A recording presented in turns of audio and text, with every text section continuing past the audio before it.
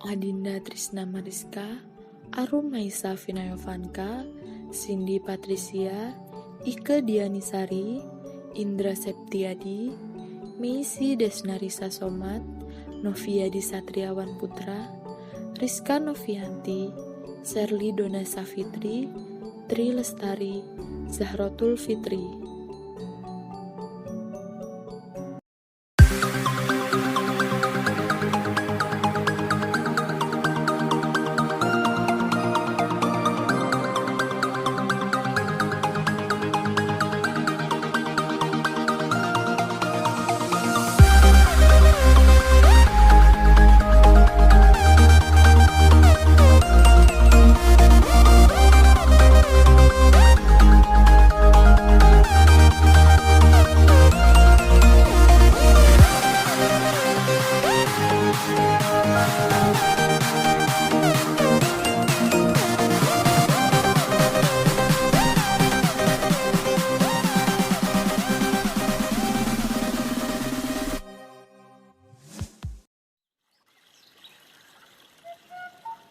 Pada suatu hari, terdapat sekelompok mahasiswa yang beranggotakan 11 orang yang akan bekerja kelompok membahas materi biologi sel, yaitu menjelajahi sel.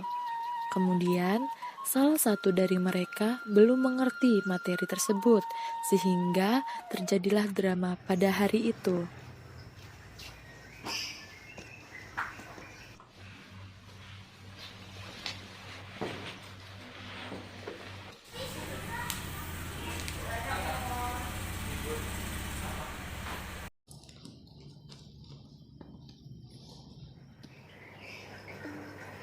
Teman-teman, tau gak sih, aku tuh belum mengerti loh materi hari ini. Kira-kira kita mulai bahas materi dari mana ya? Ya Adinda, tidak apa-apa jika kamu belum mengerti. Itulah gunanya kita bekerja kelompok agar sama-sama mengerti. Untuk mulai membahas materi menjelajahi sel, kita harus tahu dulu apa itu sel. Jadi, sel itu apa ya, Mas? Tolong jelaskan dong.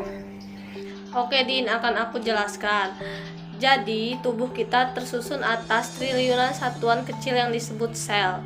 Jadi, sel merupakan unit terkecil penyusun makhluk hidup. Eits, bukan itu aja. Din, sel juga melakukan proses kehidupan seperti reproduksi, respirasi, koordinasi, transportasi, dan ekskresi. Wah, keren sekali ya sel. Terus sel itu terdiri dan tersusun dari apa aja ya? Jadi gini Din, bahan-bahan penyusun sel secara umum ada 6. Bahan ini disebut komponen kimiawi penyusun sel yang terdiri dari air, protein, lemak, karbohidrat, garam-garam, dan vitamin. Komponen kimia sel itu memiliki peranannya masing-masing Din. Yang pertama ialah air sebagai pelarut, ini yang paling banyak terdapat di sel. Dan yang kedua ialah protein sebagai organel penyusun dan transport. Yang ketiga ialah lemak sebagai pembentukan membran. Yang keempat, karbohidrat sebagai cadangan makanan, garam-garam sebagai ion, dan yang terakhir ialah vitamin sebagai reaksi kimia sel. Jadi seperti yang sudah aku dan teman-teman jelaskan, seperti itulah sel. Bagaimana Din, apakah kamu sudah memahaminya? Sudah dong. Jadi selanjutnya kita bahas apa? Selanjutnya, kita akan bahas organel sel. Banyak sekali organel sel, salah satunya mitokondria. Fungsinya sebagai tempat respirasi untuk menghasilkan energi. Energi yang dihasilkan mitokondria berupa ATP, yang nanti akan digunakan untuk seluruh aktivitas sel. Organel sel selanjutnya yaitu lisosom. Lisosom dirancang sebagai alat pencernaan sel karena di dalamnya mengandung enzim hidrolisis.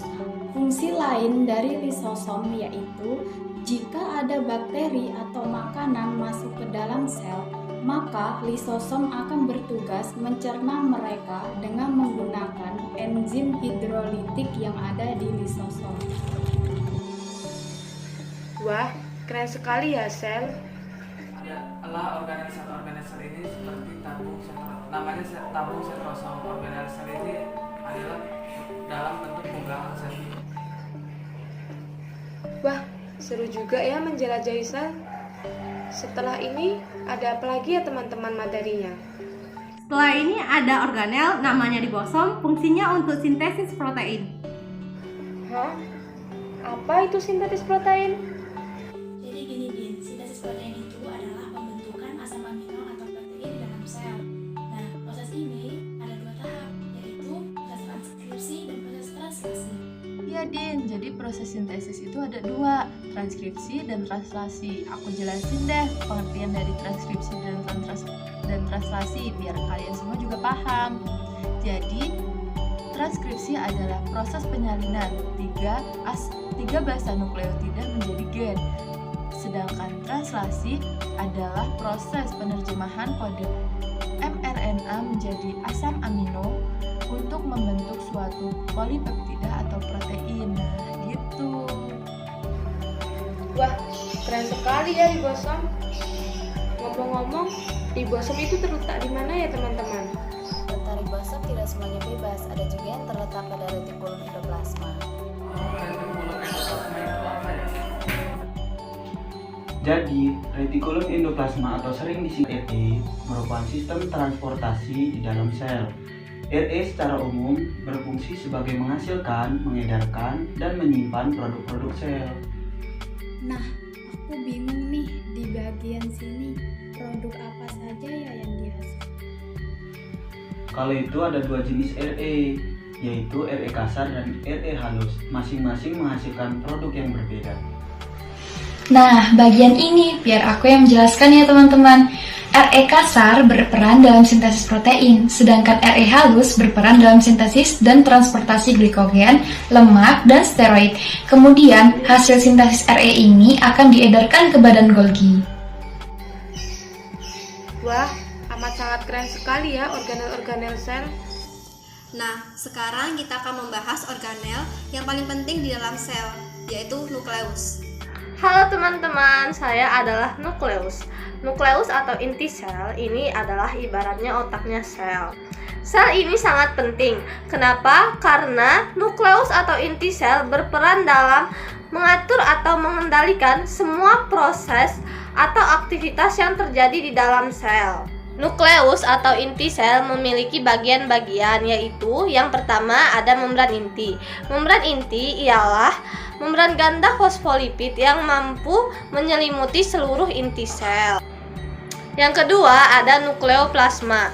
Nukleoplasma adalah cairan kental dan juga transparan yang terdapat di nukleus atau inti sel.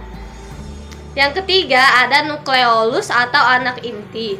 Nukleus atau anak inti terdapat pada bagian dalam dari nukleus atau inti sel. Jadi selanjutnya kita bahas apa? Selanjutnya, kita bahas unit fundamental kehidupan. Unit fundamental kehidupan itu mencakup semua organisme tersusun dari sel. Sel sendiri merupakan kumpulan materi sederhana yang dapat hidup. Struktur sel berkolerasi dengan fungsi seluler dan semua hal yang dikaitkan dengan keturunannya dari sel-sel yang ada dahulu. Oh, seperti itu ya teman-teman. Dan apakah sel itu dibagi beberapa jenis? Maksudnya, sel itu tuh cuma ada satu, apa sel itu dibagi berapa jenis gitu? Sel itu terbagi menjadi 2, yaitu sel prokariot dan sel eukariot.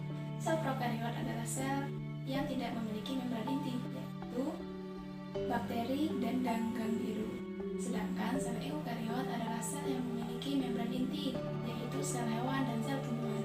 Ciri-ciri yang hanya ada pada sel prokariot yang pertama adalah tidak memiliki nukleus, memiliki DNA yang terkonsentrasi pada nukleoid, tidak memiliki organel yang terselubung oleh membran, dan memiliki sitoplasma yang terselubung oleh membran plasma.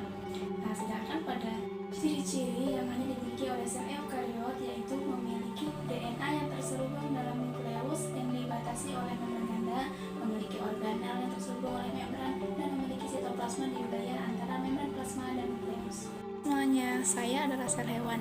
Ciri-ciri dari sel hewan adalah tidak memiliki dinding sel dan tidak memiliki plastida.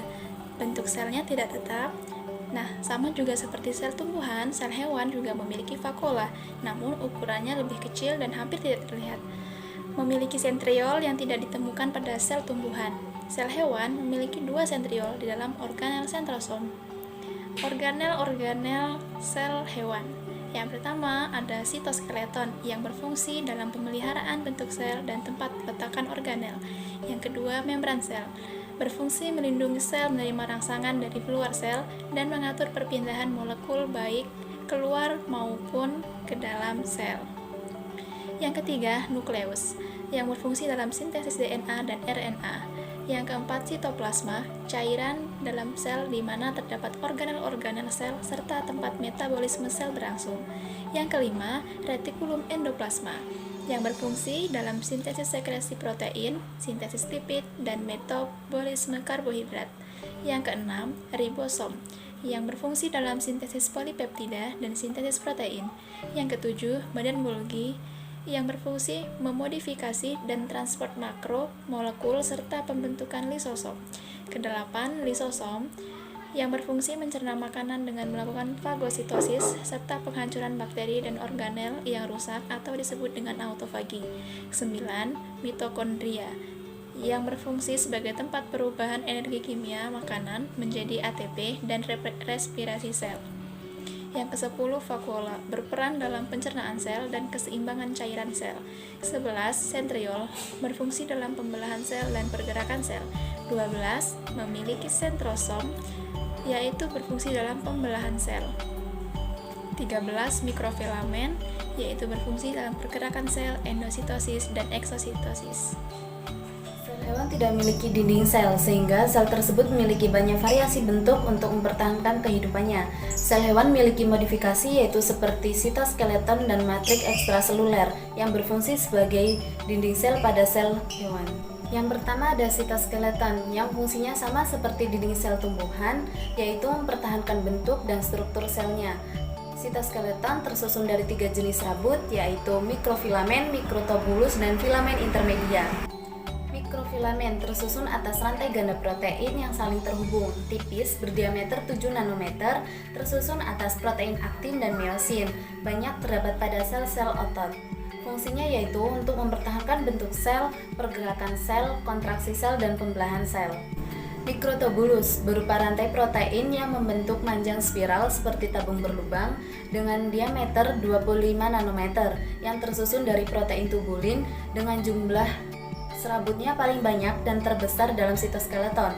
Fungsinya yaitu untuk mengarahkan perpindahan kromosom ke masing-masing kutub pada saat pembelahan sel, pergerakan sel, mempertahankan bentuk sel, dan membantu sel dalam pembelahan mitosis. Filamen intermedia berupa rantai protein yang membentuk untaian yang melilit antara filamen satu dengan filamen lainnya, yang diameternya 8-12 nanometer, tersusun dari protein timentin, namun tidak semuanya tersusun dari protein tersebut. Misalnya pada kulit filamen, dia itu tersusun dari protein keratin. Fungsinya yaitu untuk mempertahankan bentuk sel, tempat menempelnya nukleus dan organel-organel, dan membentuk lamina. Selanjutnya, matrik ekstraseluler pada sel hewan. Jadi, selain sitoskeleton, sel hewan juga memiliki matrik ekstraseluler untuk melindungi membran plasma dan bagian intraseluler pada sel. Komponen utama penyusun matrik ekstraseluler pada sel hewan adalah glikoprotein dan molekul-molekul hasil dari sekresi sel yang mengandung karbohidrat. Bagian penyusun matrik ekstraseluler pada sel hewan yaitu kolagen dengan jumlah serabutnya terbesar dan terbanyak di matrik ekstraseluler. Protoglikan berikatan dengan molekul polisakarida secara non-kovalen sehingga membentuk kompleks protoglikan. Fibronektin letaknya menempel dengan protein integrin. Protein integrin yaitu protein yang letaknya pada membran plasma. Hai kawan-kawan, perkenalkan saya adalah sel tumbuhan. Saya adalah salah satu bagian yang menyusun fungsi kerja dari keseluruhan fungsi kehidupan pada tumbuhan. Saya juga memiliki dinding sel yang terbuat dari selulosa. Nah, dinding sel tersebut juga merupakan salah satu pembeda antara sel tumbuhan dan sel hewan. Adapun tipe-tipe jaringannya, yaitu yang pertama ada jaringan epidermis. Jaringan epidermis merupakan jaringan terluar dari tumbuh-tumbuhan dan merupakan pembungkus tumbuhan. Dan kedua, adapun jaringan pengangkut yang merupakan jaringan yang bertugas untuk mengangkut di dalam tubuh tumbuhan. Yang ketiga adalah jaringan dasar. Jaringan dasar adalah jaringan yang melakukan fotosintesis, penyimpanan makanan, dan penyumbang struktur.